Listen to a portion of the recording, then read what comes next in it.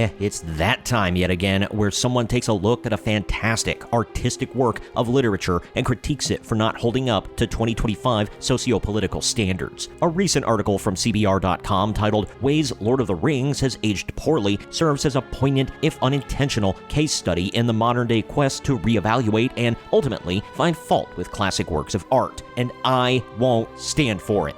This is Marks on Media, and today I'm talking about how Lord of the Rings has aged in the modern world. Now, let's get into it. Marks on Media.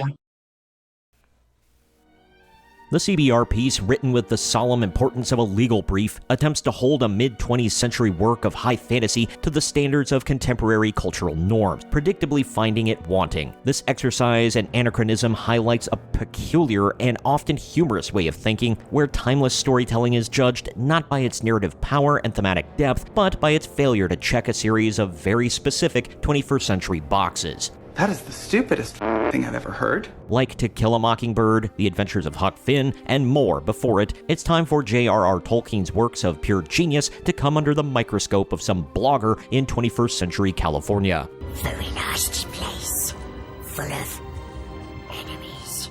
One of the article's most prominent critiques is the problematic lack of diversity within Middle-earth. The piece seems to lament the absence of a racially and gender-balanced fellowship, as if J.R.R. Tolkien, writing in the aftermath of a world war, would have been focused on fulfilling an equitable hiring mandate. The article's critique reduces the epic struggle of good against evil to a matter of representation, overlooking the profound mythological and linguistic underpinnings of the world. The diverse cultures and histories of elves, dwarves, and men are flattened into a single, simplistic complaint about a lack of visible modern diversity, failing to recognize that Tolkien was building a mythos, not a political statement. You're wrong and I hate you. In today's world, the only diversity that anyone seems to care about is your skin color, your gender, or who you sleep with. A lot of people today look not at, is the system working, or is the system efficient? Instead, we count races, genders, and checkboxes. The answer to why are there not more of X kind of people in this system is never left as a simple because they don't want to be there or really don't care about it. Instead, forced diversity under threats are what's pushed. This, in turn, kills many industries, hobbies, creativity, and previously beloved spaces. I hate you. I hate you. Furthermore, the article takes issue with the very essence of the story, its moral clarity. The binary of good versus evil is deemed simplistic and outdated. This perspective suggests that the orcs are not monstrous servants of darkness, but rather misunderstood beings, victims of a hierarchical, speciesist power struggle. The article's insistence on a more nuanced, gray area morality completely misunderstands the heroic traditions Tolkien was drawing from. It attempts to replace the epic struggle with a deconstructed, postmodern narrative where Sauron is just a leader with a different vision, and the heroes are merely imposing their will on a different culture.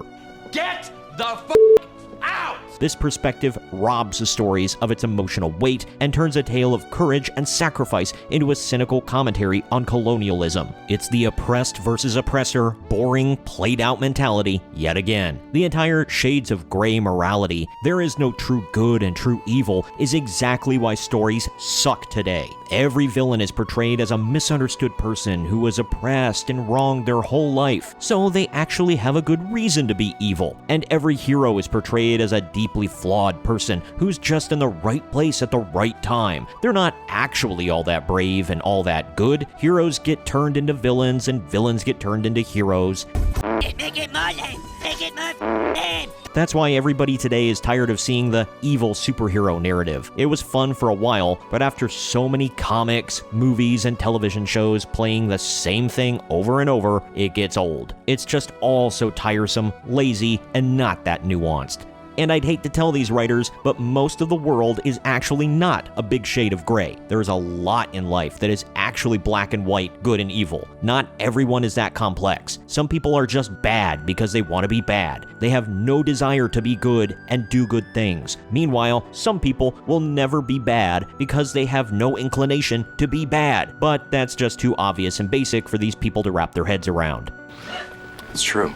In its attempt to be relevant, the article inadvertently demonstrates its own lack of perspective. It scolds a timeless narrative for not being a product of its own time, mistaking myth for a manifesto. While the article may see itself as bravely pointing out the flaws in a cultural cornerstone, it ultimately succeeds only in highlighting the fragile nature of a worldview that cannot appreciate a story for what it is. The heroes of the article's world are not Aragorn and Gandalf, but the very act of critiquing the past, a hollow victory in the face of enduring legend. Basically, these worthless, self-important writers stand on the shoulders of giants and pretend they can fly.